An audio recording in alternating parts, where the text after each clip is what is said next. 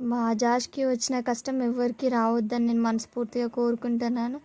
ఎందుకంటే చూడండి ఇలా జారిపడ్డాడని చెప్పేసి ఎవరికి రావద్దు అని చెప్పేసి నేనైతే అంటున్నాను అనమాట. లాస్ట్ వీడియోలో మేము పొలం దగ్గరికి వెళ్ళామని చెప్పినాం కదా, సో అక్కడైతే మాకు జామ చెట్టు ఉంటుంది అనమాట.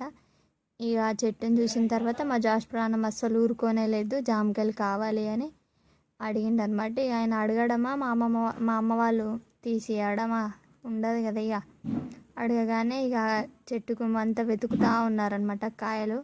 ఇక ఫైనల్గా జామకాయ దొరికితే దాన్ని అయితే తెంపి జాష్కి అయితే ఇచ్చిర్రు. ఇక నేను వీడియో తీస్తున్నా అని చెప్పేసి కావాలని మరి పోజెస్ ఇస్తున్నాడు అనమాట. ఆయన తెంపుతున్నట్టు నేను వీడియో తీయాలంట.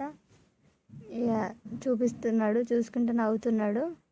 ఇక మొత్తం మీద అయితే జామకాయలు తెంపేసుకొని ఇక జామకాయలు అన్నీ తెంపుకొని పొలం తిరుగుదాము, చూద్దాము ఏం పెట్టిరని చెప్పేసి మేమైతే పొలం చూడడానికి పోతున్నాము. ఇక జాష్ అయితే అమ్మమ్మ దగ్గరికి తాత దగ్గరికి అయితే పోయిండు. మళ్ళీ ఇక మా అమ్మ వచ్చేసి మా చిన్నోనైతే తీసుకుంది.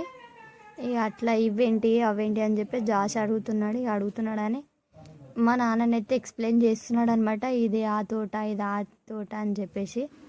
ఇక మా జాష్ అయితే అడుగుతున్నాడు. ఇది మా నాన్న అడిగేసరికి మా జాష్ చెప్తున్నాడు, ఇది నాది, ఇది మమ్మీది, ఇది డాడీది అని చెప్పేసి అయితే నవ్వుకుంటే చెప్తూ ఉన్నాడు అనమాట. ఇక ఇది ఈ వ్లాగ్ అనమాట. నెక్స్ట్ వీడియోలో ఇంకా కొంచెం పార్ట్ వస్తుంది, అప్పటి వరకు చూడండి.